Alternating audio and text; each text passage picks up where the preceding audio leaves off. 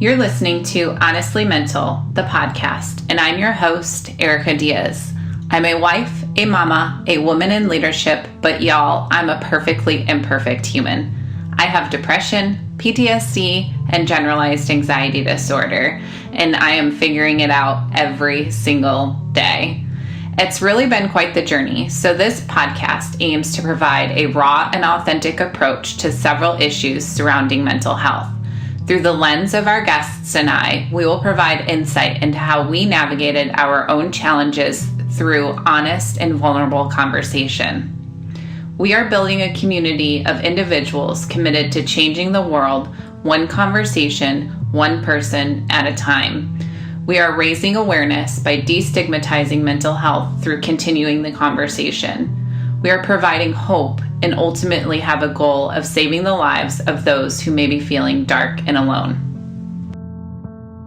Today, I will be interviewed by Rob Hunter, podcasting coach and broadcasting extraordinaire. Thank you, Erika, for that very nice introduction. I'm very thrilled to be here with you. I want to start by asking you about the term mental health. So you mentioned depression, PTSD, and anxiety. How does that impact your life day to day?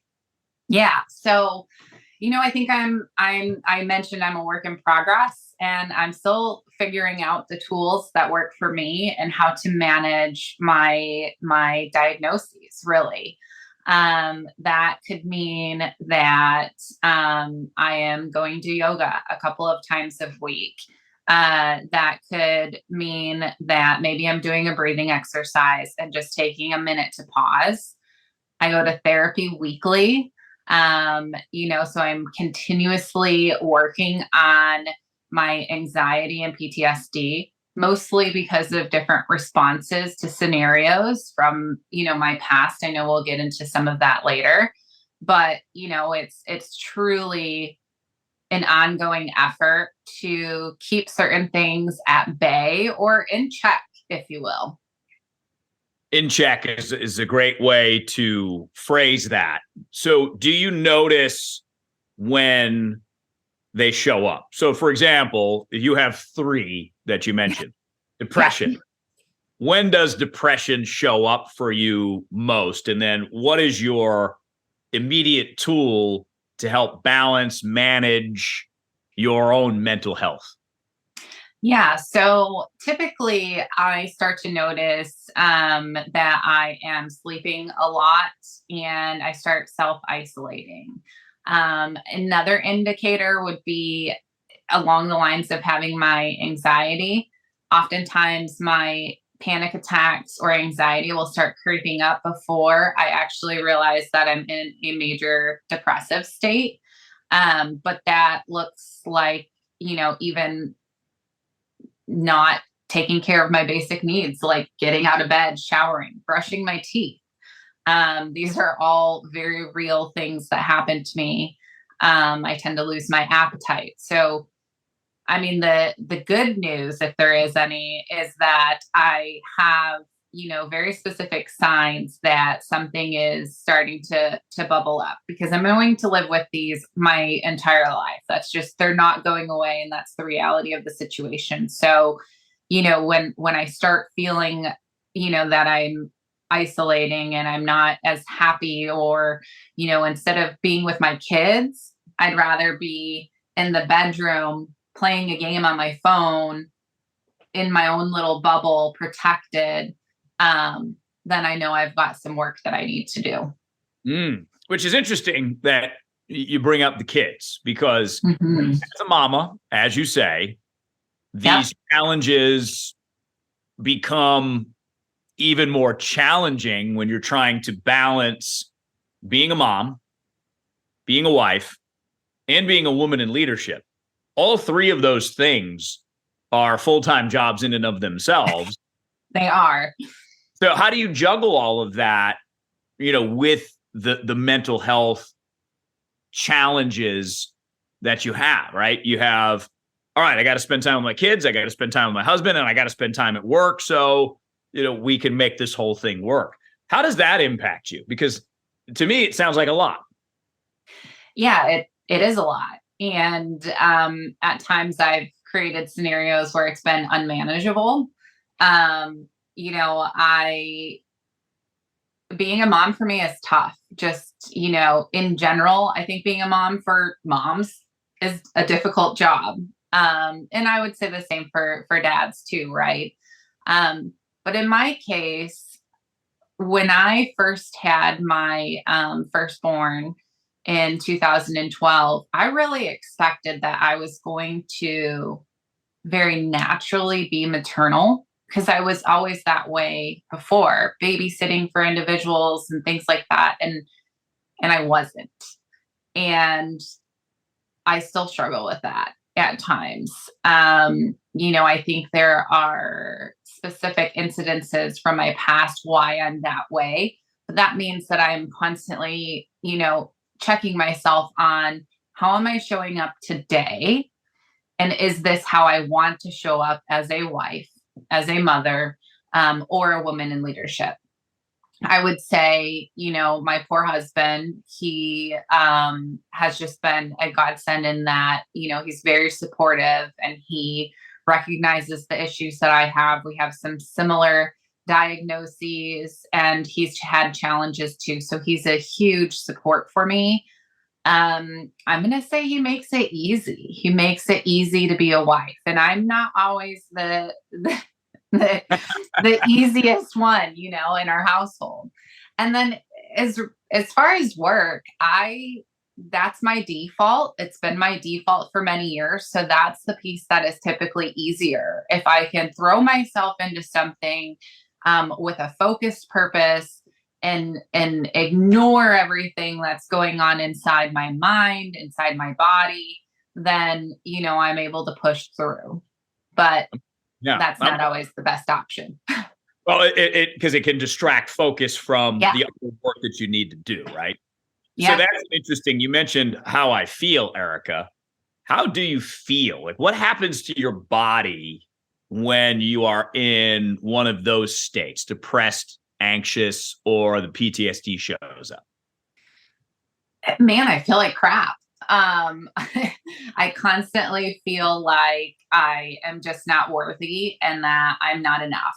And that is probably the biggest thing I'm currently working on and trying to overcome.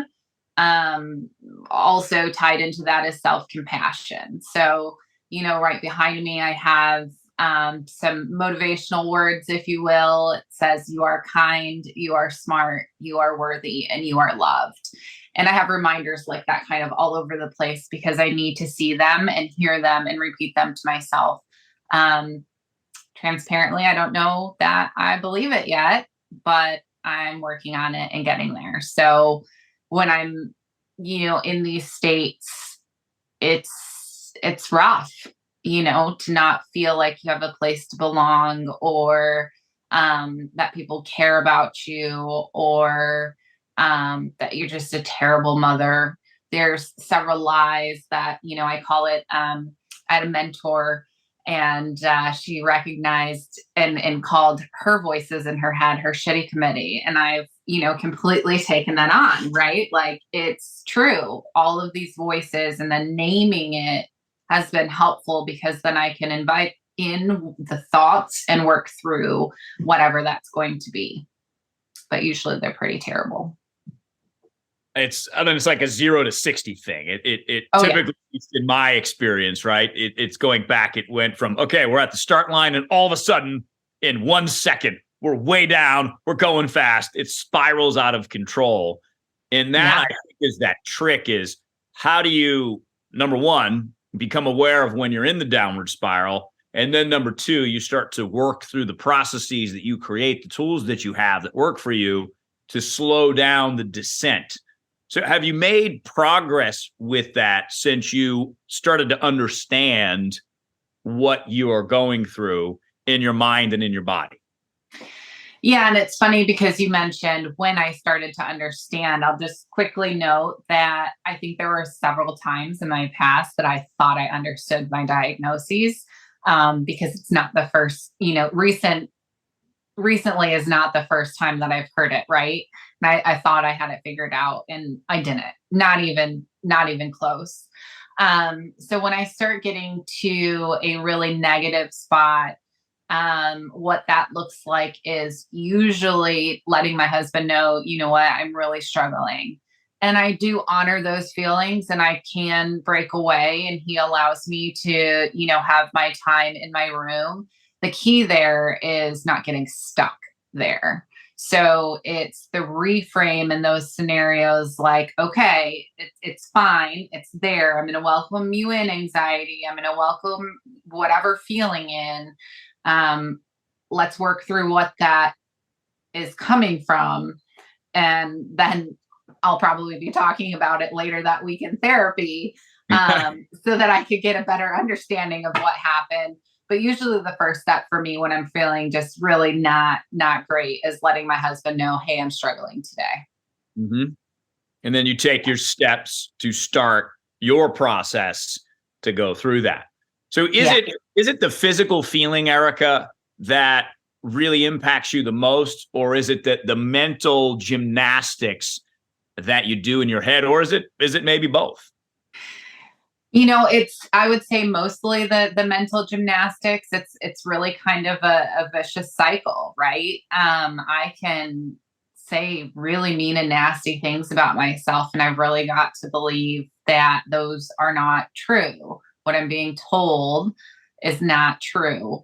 And it's difficult. The physical side of it for me is more I just get so tired that I just want to sleep. I now know that's because that's where I feel the most safe is in my bed with my weighted blanket, cozy, oftentimes under the covers, and that works for me. So the exhaustion is real. Occasionally I'll get headaches when my tension's going up. I had severe headaches when I was in high school. I haven't had to deal with them as regularly, but I definitely attribute that to my mental state.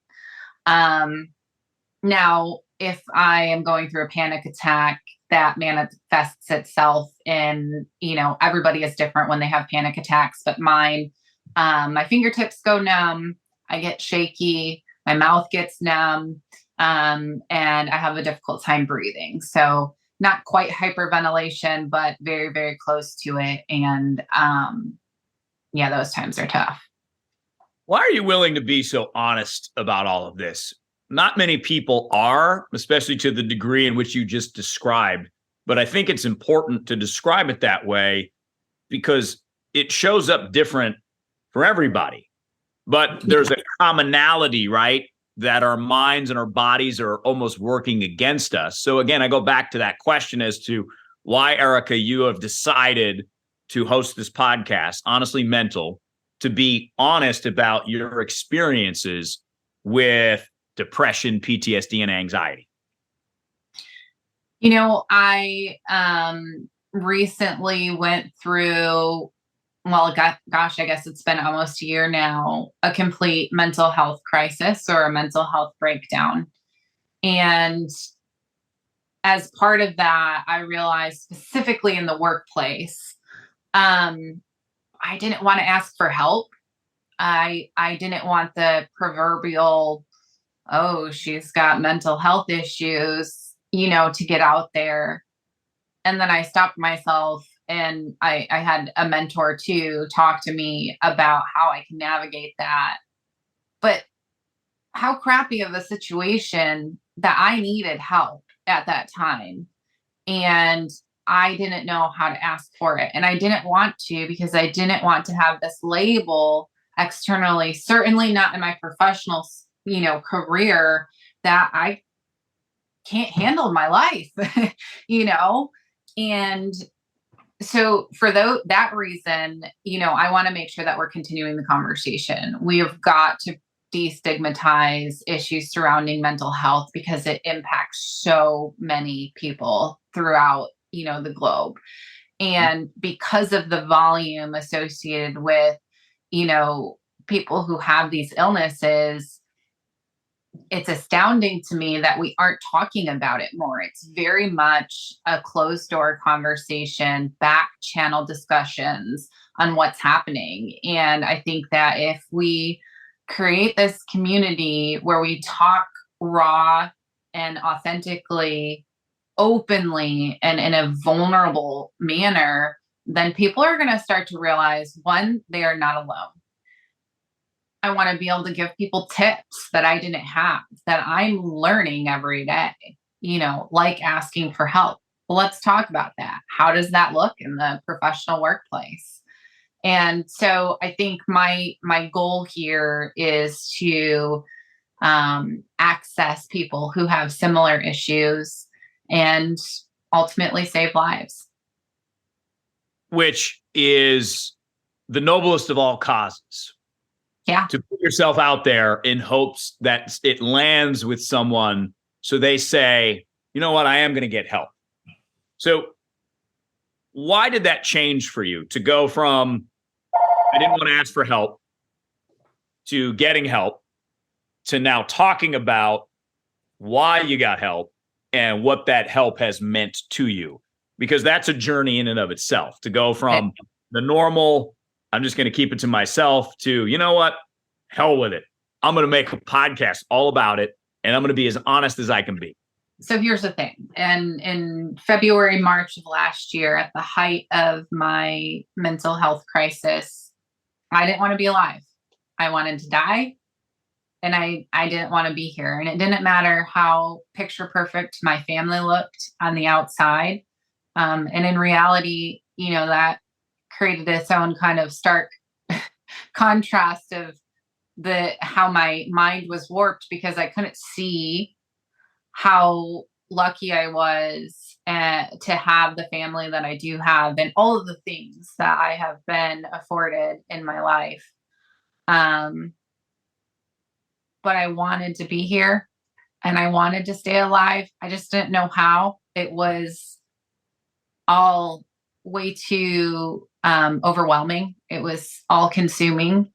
And so when you get that far down, I think that there are scenarios where people really just want to live and they want to continue their life. They just, at that point in time, feel the struggle, and it's real. And, I know of people that have had similar situations, but I don't know that until I experienced it and was actually honest about it, because I also had attempted suicide when I was in high school, which I wasn't honest about for many years, and couldn't really admit that that's really what happened. I didn't have anybody to talk to that actually knew. And so if anything, by putting a podcast out there that is, impactful in somebody's life, at least to maybe disrupt the cycle, to say, you know what, there are tools out there, then I've done my job. I just want to make it as easy as possible to access information and tools, and the feeling of not being alone, for anybody, where I didn't really feel like I had a whole lot of exposure to the other side of it. I might have had my own mental health challenges. And I remember, for me, it was an ex-girlfriend's mother, who was a nurse, that talked to me about depression and suggested I go see someone, as if it's not a big deal. Because there is, you mentioned it, Erika, there's a weight that comes with saying that you're depressed or you have anxiety or PTSD.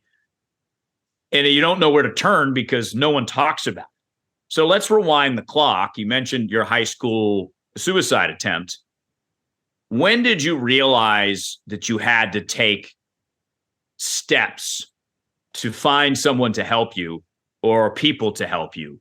Because that is a big moment when you open that door and say, okay, I am going to understand myself.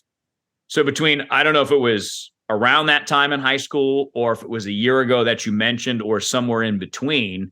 But rewind the clock for us, Erika, if you would, a Yeah. little bit, and talk about your transformation from feeling alone to now hosting a podcast.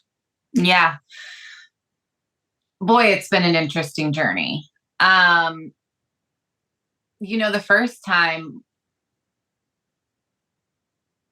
I think one of the reasons I had a difficult time coming to terms with it, and even now, I'm honestly and probably still having a difficult time coming to terms with the fact that I tried to end my life. Um, I was lucky because I didn't really seek out help. And I do remember I went to school the next day. I went and saw the social worker. Um, but I wasn't protected in the way that I should have been protected. I really did get lucky because the method that I used just didn't work. I made a lot of really bad decisions that night. Um, but I was still alive. So I didn't really actually focus on it. And I think I was in such a terrible state then that I just, continued. But I was a risk taker at that time. I had a relationship where I think had we been grown adults, maybe it could have been different. I don't know, but we were young. We both had trauma. So it wasn't a healthy relationship. And then I was making poor decisions between drinking and experimenting with drugs and all of that. So I didn't learn from that first time at all. It's, we're years later. I don't know that um, because I didn't think I committed suicide, the years in between, I didn't necessarily know like how to get help or that I necessarily needed help. I had bounced in and out of therapy, but anyone who's been in my position and has been to therapy knows that it's difficult to find a therapist, which could be a whole episode in of its own on sticking with it, right? So I had bounced in and out of therapy. I tried a couple different medications, but I really just wasn't actually focusing on my mental health. That wasn't until I think there were a couple of other points before this most recent event, but when I did not want to live this time with my two boys and my husband, I knew I needed to get help. And I was actually in my primary care physician's office, and he had been trying to work on medication to hopefully stabilize my mood. He knew I was struggling. And we finally got to the point where he closed his laptop. He set it to the side and he said, I just don't know that conventional means are going to help you right now. I think that what would be most beneficial is if you took time off of work and you went to complete a program. It's an outpatient partial hospitalization program. And I was like, well, what the heck is that? And he was using terms like mental health crisis, complete mental breakdown. And I was just like deer in headlights. Like I knew I was there, but now somebody else was validating that I was there. And that was scary.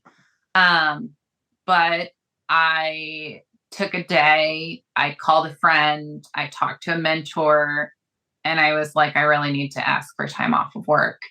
I originally hadn't wanted to just because I was going to lose income, and I'm a single income household. So I'm the breadwinner. And if I wasn't working, then who was going to pay the bills? Now I did have short-term disability, but it only covered 60% of my income. So, and actually not even that, because I had maxed out the amount. And so I was like, that will just make things worse, but I went through that program. And the moment I realized I wanted to do more about talking about my journey, we were sitting in one of the classrooms that they have, and I can talk more about the PHP experience here in a moment. But, I was like, so let me get this straight. like all I need to do is repeat that I am worthy and that I love myself over and over and over again. And someday it's just going to click because like my identity has been tied, up into work, and work has always been my safe place. And then when that started falling apart, it was like monumental. And she goes, well, if work is a safe place, it's no longer work. And I was like, holy crap. My identity had been defined by work. And there were things that were happening that caused me to not feel seen or heard. So it was monumental that it was just crumbling. Everything that I was used to doing well in, and I was still doing well, but I couldn't see it, was just falling apart. And I was beating myself up and, got to the place where I was struggling with suicidal ideation. And it was that moment that I was like, work is not a safe place. Okay. That can't be a safe place. I had never known that. Nobody had ever said that to me. And I was like, I've got to get this message out there. So when I have talked about my journey, that's one of the things that I say. It's usually in a professional setting, like at a conference or something like that. And when I say that, once work becomes your safe place, it's not work anymore, there's light bulbs, right? And there are so many women specifically that have their identity wrapped up in their job, that it's unbelievable. And so, again, just an opportunity to share my message and in a very little context of a quick conversation with folks that I didn't know, or at dinner, like when I met your wife, Amy, right? And I shared just 5 minutes of my experience, and people are like, wow, we should be talking about this more. And so I decided to create this podcast. Isn't that funny how little moments give you that little spark to not only seek help, but to explain to others why you sought help and what the benefits of seeking that help were. So talk to us a little bit about that, Erika. Going through this program, number one, what was it like? Number two, is it like an immersion type atmosphere where they teach you tools that you then take home with you to manage your mind and your body while you're a mama, while you're a wife, and while you're a woman in leadership? Yeah. So honestly, I had never heard of this type of program. One of the reasons I didn't want to say that I didn't want to live out loud to a medical professional is I thought that automatically meant that I was going to be committed. And in my mind, that's a certain Florida hospital. We all know the floor in our local towns, because it's brought up in some other way about somebody else's situation.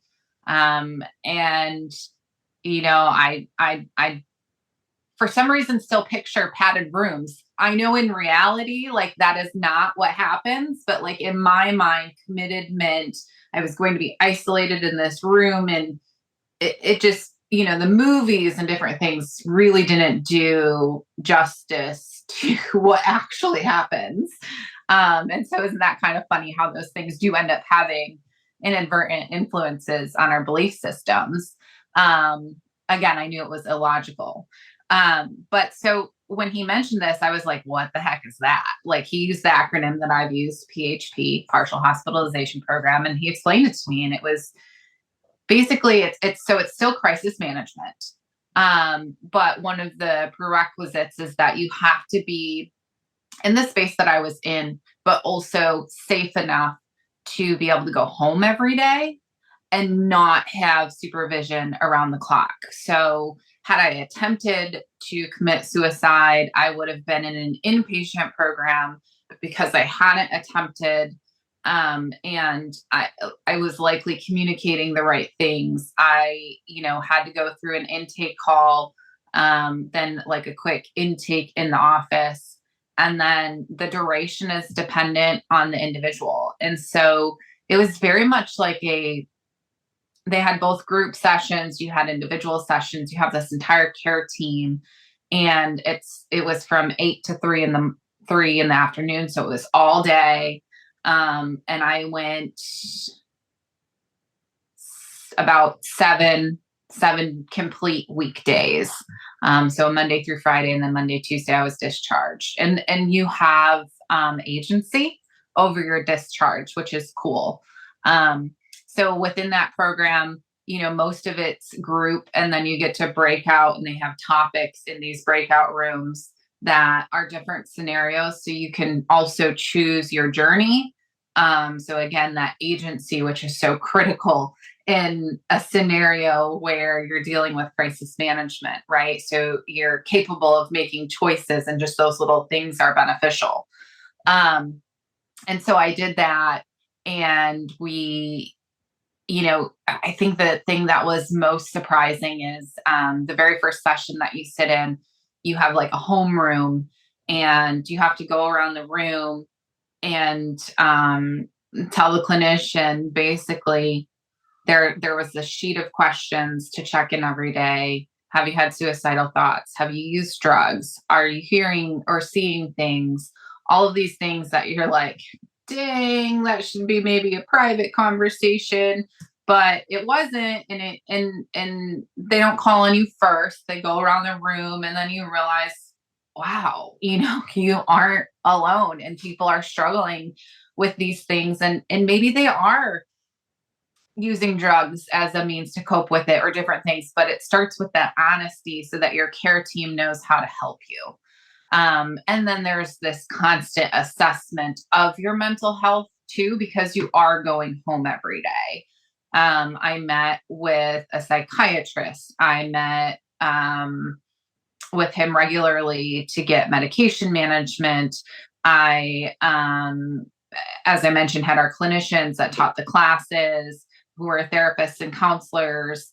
And it was a really neat experience. So I have this binder of all these different tools that I can use in crisis management. So that's the one thing. There were two things that required additional work following my time there.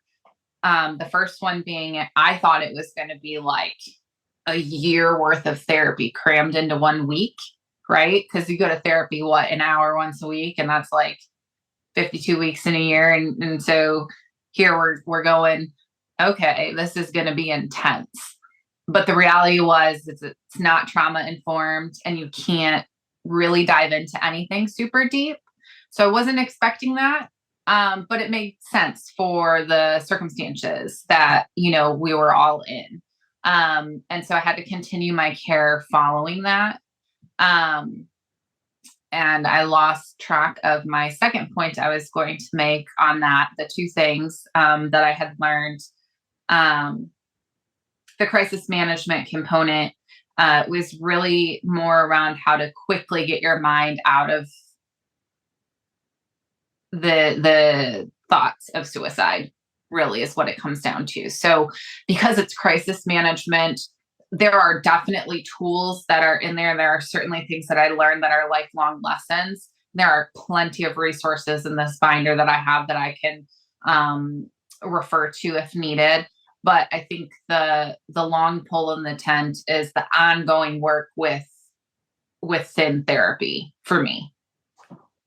How was it to tell work as a woman in leadership that you didn't take some time off to focus on your mental health, your mental wellness?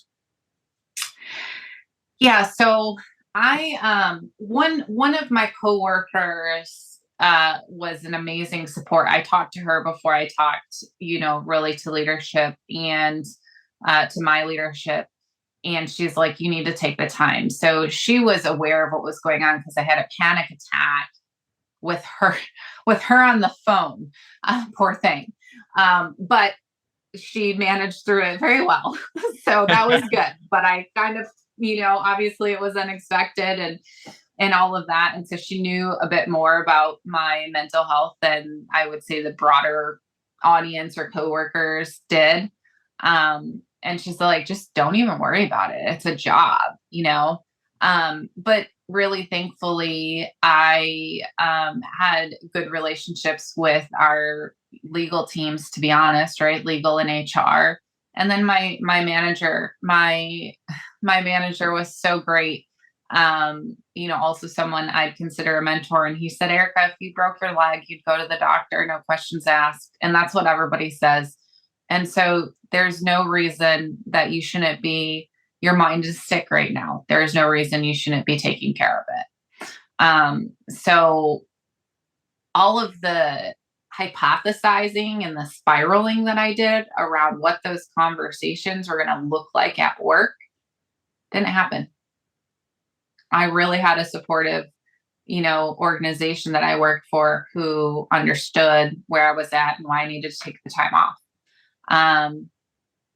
And so not to say that everybody's experience will be like that, but my thoughts were basically unfounded and I didn't give them a chance. So, I that was a very welcoming, unexpected reaction to the whole thing. I think that is so important because it empowers you to make the decision to take care of yourself, especially as someone whose identity is tied to work so much. So That must have been, based on those two things, incredibly difficult for you to do. So what was it for you, Erika, that you were able to dig deep down and find that courage that you needed to say what you needed to say to your manager?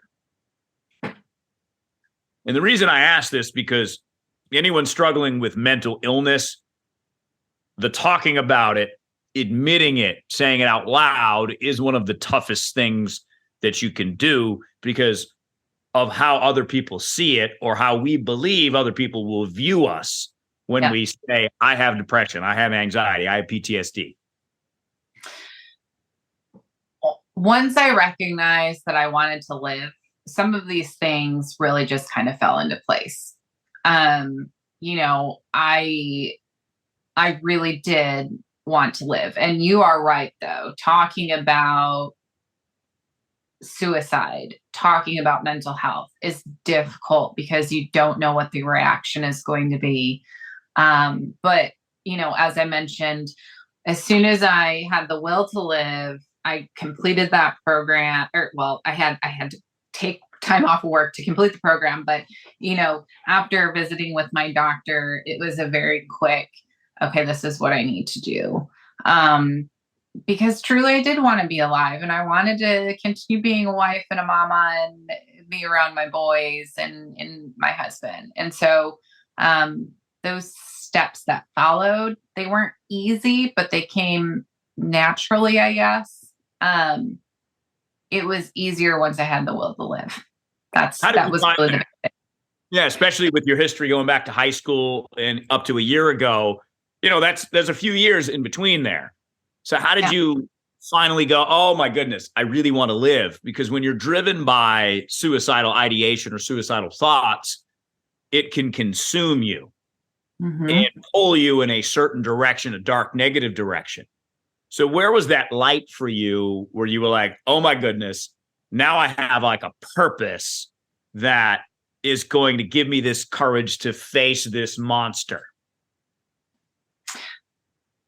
Part of it really was around getting my story and my message out there, honestly. The other piece to it was picturing my husband and my boys having to say goodbye to me. And so the visceral reaction from that was, well, gosh, I can't do that to them, and so I was able to find that will to keep going, but I still have my mental health issues and I still at times struggle with suicidal ideation. And so, the crisis management that I went through within that program is huge to help me kind of get out of those cycles. And I hope that I know my diagnoses will always be there. I hope that eventually I'm not struggling with suicidal ideation at times, but if I have to, then I have a good toolbox at least to get, and a support system. I have a fabulous support system to be able to pull myself out of that. That starts with being honest and having to vocalize what is going on. We have to talk about it. And I think just going back to my why with this podcast, right? If we start talking about it, I start talking about it, our guests start talking about it, you've shared some of your experiences already. Hopefully it makes those conversations for the next person just that much easier, because they can actually now hear and see others doing it. You use the word raw as one of the words to describe honestly mental. What does that word mean to you as far as what you're doing right now and being honest with us? Yeah. So raw to me is vulnerable. It's real. It's, I'm not going to come to these podcasts, and my guests certainly won't either, with just, everything is rainbows and sunshine. This is a topic that people have behind closed doors, or it's, swept under the rug, especially in the cases where somebody dies by suicide, right? Like there's different things that happen that have shame associated with it. And, I I don't want that for the next person. And so I think the best way to be able to do that is to be vulnerable and honest. That's why I'm continuing to say, what was it, 2 weeks ago? It was a Sunday, and I found myself in a really dark place, and I was struggling with not wanting to live. But I can say that I have a much better support system for myself in getting out of it, because I was able to without going through a PHP. So now that's still an option. That's always there. I can go back and complete that program as many times as I want, as can anyone else. So yeah, that's where we're at. Is there a downside to being so honest, Erika? So this is a tricky question. I think there can be, for sure. And I think because we live in this digital age where people have voices behind a computer screen, some people just aren't so kind. I think that I've been talking about this podcast and being vulnerable and raw with my therapist too, because it could potentially expose me to some unsolicited opinions, unkind opinions, words, just all the different things that could come out of it, which would be negative, potentially harmful to me. But I feel so driven and passionate about getting this out there that I almost don't care, So I think the honesty component is a requirement. It's a necessity for this podcast to work and have the impact that I want it to have. I adopted this phrase a while back, Erika, to help me manage my own battles with depression, in that life happens for me, not to me. And it's just one little word, shift. Yeah. And the reason I ask you about this and bring this up is I think that what I would say if someone is struggling with mental illness is be realistic about the work that you have to do. You can't jump ahead. You can't skip. What advice would you give someone based on the experience that you went through, which is different than my experience, different circumstances, different past, but some of the commonalities, right? The suicidal thoughts, occasionally acting on those thoughts, occasionally ruining relationships because you have those thoughts. When you get to this point where you need to do something, what would you say for someone to do? What step would you have them take? And what would you say are the expectations that the journey will bring them? Yeah. So I think something that worked really well for me was my doctor. That felt like a third party that wasn't it was safe, but not in the way that, a deep relationship is safe. For example, a medical professional wasn't going to judge me for where I was at. So that for me was easier. Before I got to that point, though, I could not tell my husband. So my husband was not the person that I could talk to initially, mostly because I knew how much he loved me and I loved him, and I just didn't want to break his heart. So I found a different friend who I knew could hold me accountable and said, "Hey, I'm really struggling. I'm doing okay here, but feel free to check in on me." Um, you know, and that was before I think it got too bad. I did rely on a friend, but don't be afraid to find someone that isn't in your household. I think for me is another thing that worked well. Um, and that's where the doctor kind of was a little less scary. But having a friend there to make aware of what's going on. And I had to ask, for them to be an accountability person. And I had to say, okay, now don't call me every single day. Don't treat me like, a hurt puppy. Like, I need you to treat me normal, which is hard, I get. But I kind of set the expectations, right? Like, I was able to create those things and had the autonomy to do so. And I had to do that with somebody who I felt was safe. Now, if you do end up going through any type of program, they will have you complete a safety plan, which you identify people, you identify all of the things that should occur should you find yourself in a suicidal situation. However, that incident 2 weeks ago, I did not use my safety plan. So my therapist and I have talked about that. But the other option is calling or texting 988 now. I learned that I think that's scary because you're like, oh gosh, there's probably a database and like they're going to ask all these questions and all of that. But their crisis intervention, they don't even take your name.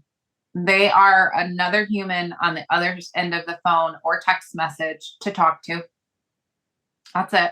I mean, if you're really, really, close to taking action, then that becomes a little different. But their job really is to be there to talk to.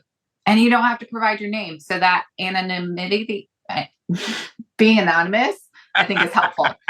Yeah. I knew I was going to get tongue-tied on that. Always a tough one, for sure. So what tools do you use now? You mentioned some of them, because what I would love for you to draw, Erika, is how you started. Yep. When you said, okay, I know I need to take some action here, in what that process of taking action has been like. Because one of the things that if I could go back in time and tell myself is learn how to be patient and gracious with yourself, that you're not going to have a sudden turnaround in 2 days. But if you do the work, that every time these thoughts show up, you use a tool, you see what works and what doesn't. If you are consistent, and I think that for me, Erika, it was about committing to myself that I wanted to get better and really believing that commitment to my core so that when I was struggling, I had the strength to stay committed.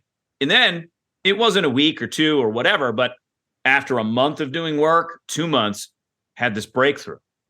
Or maybe it was 6 months and I had this breakthrough. And every time I had a little breakthrough, it led to a bigger breakthrough down the line because it encouraged me to stay committed. So the tools that, if you're listening right now, they're going to be different. Erika's tools work for her, might not work for you. Rob's tools might not work for you. But it's important to understand that this is a process, that it is okay that it's a process as long as you're committed. So that's my assessment based on my journey, Erika. How do you see it as far as your journey has progressed over the last year and a half? Yeah, I chuckled when you talked about giving yourself grace and being patient with yourself, because I am not that person. And I have sat in my therapist's office And she does actually have a couch. So, that stereotype holds up. But, I'm like, I've gotten so frustrated with myself because I wasn't having big breakthroughs. But it's important to note that they may not be big. These are literal building blocks every single day. And consistency, I would agree with you, is key. I'm still figuring out my tools. Yoga is new to me, restorative yoga specifically. I didn't even know that existed. And it's been very good for mindfulness and really kind of tuning out my own brain and just being present in the moment, which is important too. I also turn to music a lot. But with caution, because one thing I learned is if I listen, we know this scientifically, right? If you listen to sad and down music, chances are you're going to continue feeling sad and down. If you listen to happy and upbeat music, that's going to help elevate your mood. So it's okay to be in that down negative place for a moment, to honor it, understand where it's coming from, but not to get stuck there. So those are just a couple of the things that I've used, but it's 100% a journey, and you have to build the small blocks before you can have the big breakthroughs.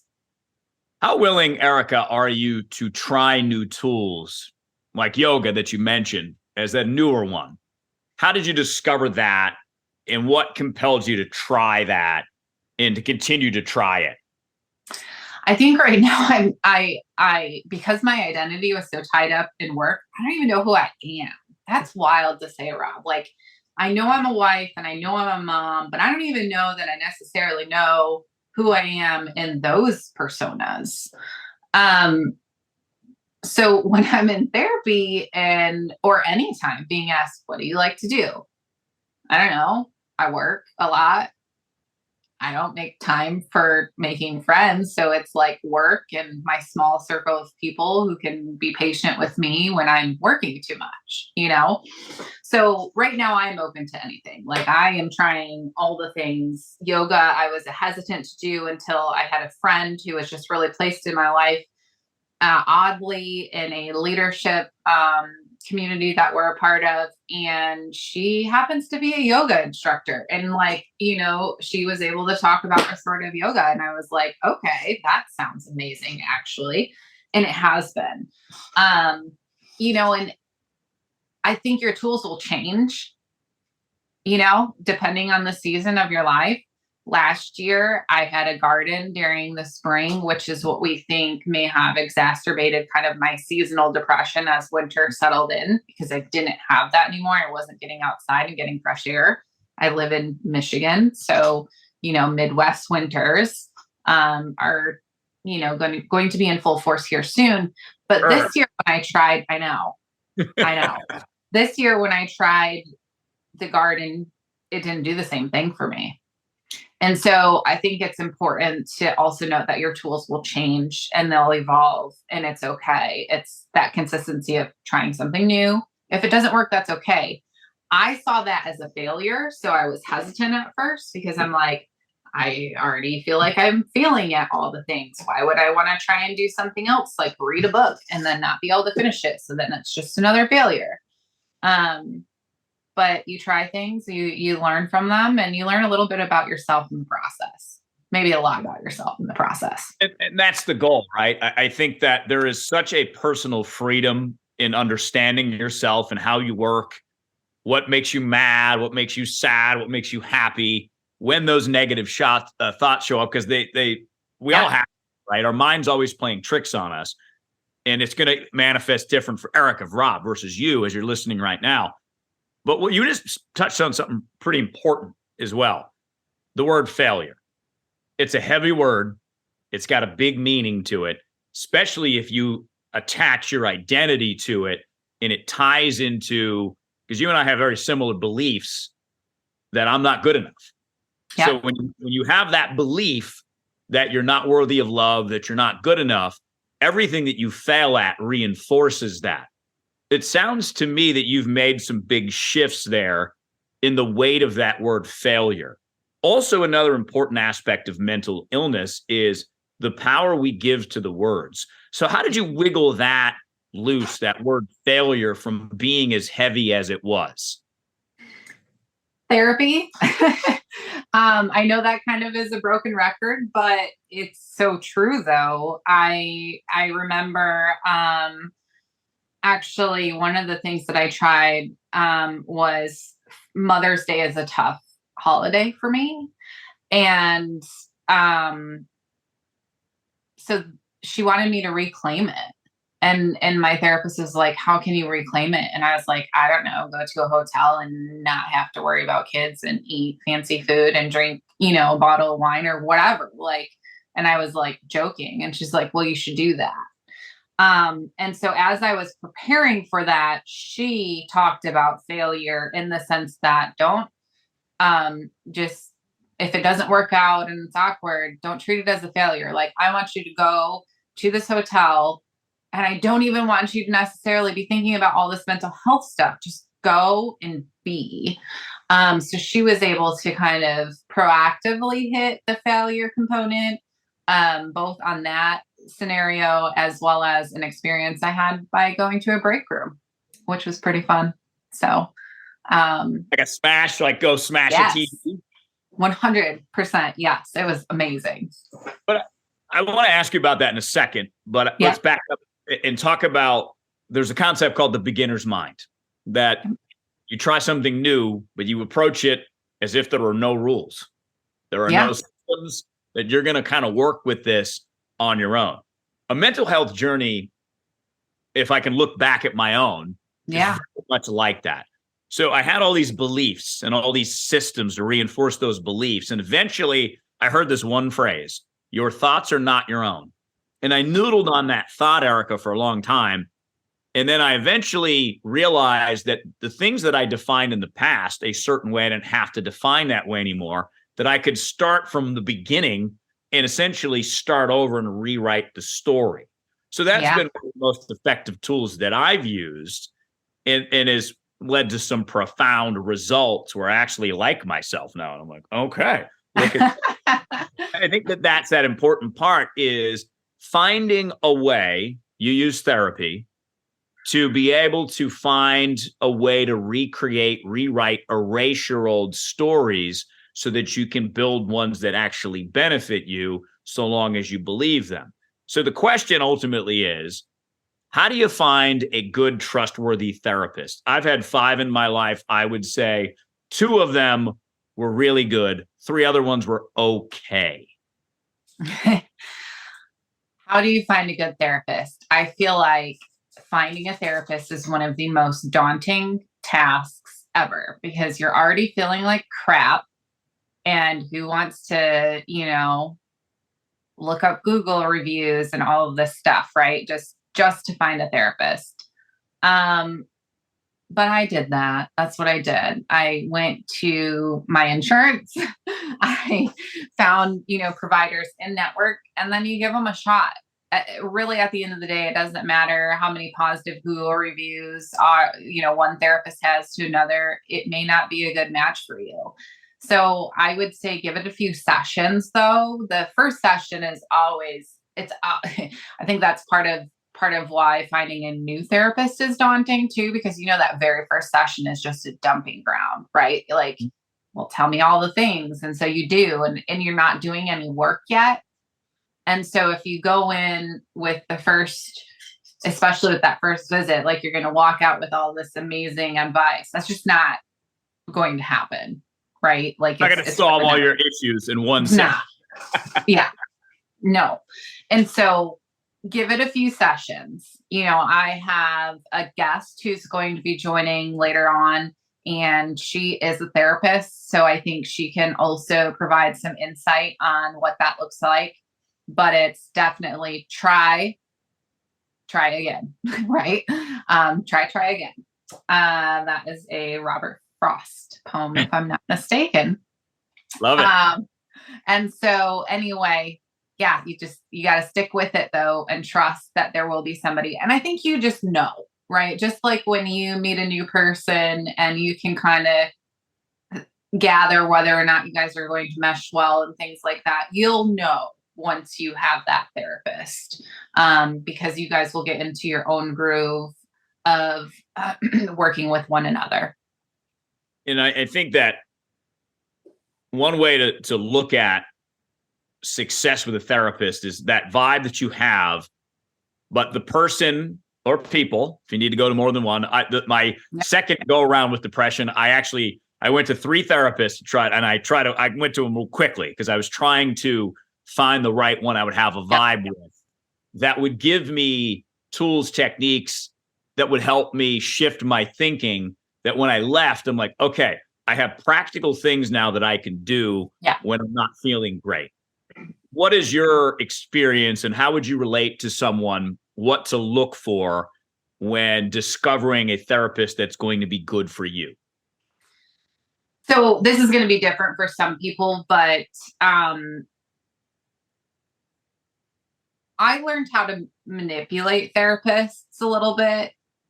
And so it's important that I have a therapist who will call me on my crap. Like, honestly, that's a big deal, because I can work through all of the things that one maybe should say or whatever. I don't know that I've necessarily fooled any, but if I'm even being a barrier to my own therapist and I'm not being honest and truthful, then that's just not going to work. Right. So I have to have somebody very early on who will almost give me some tough love, right? Like, I need the tough love. I need to be called out on things that maybe others would just turn their head from. So, that's my experience. I also enjoy, when I have practical things to take home with me to do. I don't always do them. I could be better about that, but I also like kind of the homework aspect to an extent, because it forces me to take what's in that therapy session and apply it every day in between. Right. The goal is to not be in therapy every single week, however how frequently you need to go. And maybe that's how it's going to be for the rest of my life. But ultimately, I want to be able to live without the necessity of being in that appointment at the same time every week, because that's not really living either. So the homework are practical tools that you can utilize as well, to do things on your own, ultimately, outside of therapy. So I would agree with you on that too. Yeah. And I think that is that key, is right. Approaching your mental health the right way, in a realistic way. You mentioned honest, you mentioned raw, and you mentioned that you, Erika, that's what you had to do with yourself, is you had to be honest with yourself, because that allows you to take a step into healing, getting therapy, getting help, because therapy comes with a weight to it as well. Yeah. I got over that by simply figuring out that this is what's best for me. I don't really care what anybody else says or how anybody else judges me, because I matter. Yep. Yes, you do. And so do I. 100%, which you have a shirt on, which you won't be able to see in the video. It says, "Love yourself, know your worth." Yeah. How do you remind yourself of that when you are challenged by your depression, your anxiety, and your PTSD? I go back to kind of being snarky in the PHP about, do I just repeat this all the time and it's going to work one day? In reality, repetition is key with those types of things. We can train our brain to believe those items. So I wear shirts like this. I have pants that say "Choose Joy." I have tattoos. Tattoos, maybe that's not everybody's thing, but that's another tool that I have. I'm kind of like my own walking billboard of motivational stuff, and those are very real. Like, it's close to me. They're always with me, so I can defer to them, when I'm feeling negative. And that's kind of that immediate mind shift of, okay, negative thoughts, feeling yucky. All right, well, let me look at my wrist. It says be still, right? So I'm going to take a minute and I'm going to breathe. And then I have, other things that could help too. Tattoos wise, but I'm all for the inspirational quotes and motivational quotes. And I guess not a huge daily affirmation person, but I guess the things that I have around are affirmations. So maybe maybe I'm into that more than I wanted to believe until just now. See, learning about things about myself, even in the podcast. There we go. Well, that's part of that honesty, right? The more honest you are with yourself, the more discoveries you have. In a way, the more you can realize that you don't have to be burdened by your past, right? We all have it. We all have the baggage that comes with it, but it's what we do with that that matters. And ultimately, where you're going with honestly mental is that journey, that it is different from everybody, but it's important to start. So how would you encourage someone, knowing what you know about yourself now, if you could go back to your high school days, how would you encourage yourself to take that first step into turning mental health into actually having a healthier mind? Yeah. Gosh, I wish I could have done it way back then. I think that I was just reacting to so much trauma that even in therapy, it wasn't working because I wasn't committed to getting better. I was checking boxes. So it's important to recognize where you are mentally in those things. And what I would tell myself back then is you are worth it. You are worthy. And gosh, what does the future hold for you? Because sometimes I don't even believe where I'm at, especially being a woman in leadership. When I look back at all the things that I've come from, it's pretty phenomenal. And so just because of these diagnoses doesn't mean I can't be successful and then I can't live a healthy, fulfilling life. And still lead people. Yeah. Mm-hmm. Mm-hmm. So, final question for you today. This has been absolutely amazing. Your honesty is incredibly, you use the word gracious again. By allowing us to see in, it allows us to see that there is hope, that there is a path, that there is a future that's going to wind and twist and turn, but you stay committed on the path. So where is the path of honestly mental going to take us going forward? Oh, we have so much in store for our listeners by bringing in different experts, as I've mentioned, from therapists to other coaches. We will talk about being a woman in leadership and how mental health plays into that. All of those identities we've talked about, me being a mom, a wife, we're going to cover different experiences around those situations. We will have guests with other diagnoses and how they live through it. So really the goal and the path is to, give the listeners insight into how we navigated our own challenges. And hopefully you're able to take tidbits from it and apply it to your own life. So you know what to do. Hit that subscribe button, rate and review Honestly Mental, because Erika is going to be honest. She's going to be raw, and she's going to give you all of her helpful tips that she's learning as she goes through her journey. Erika, thank you so much for your honesty, for answering all the questions fully, and for really, what I'll say is giving us hope that we can achieve our own goals no matter what mental health obstacles we have. Yeah. Thank you, Rob. It's been a pleasure.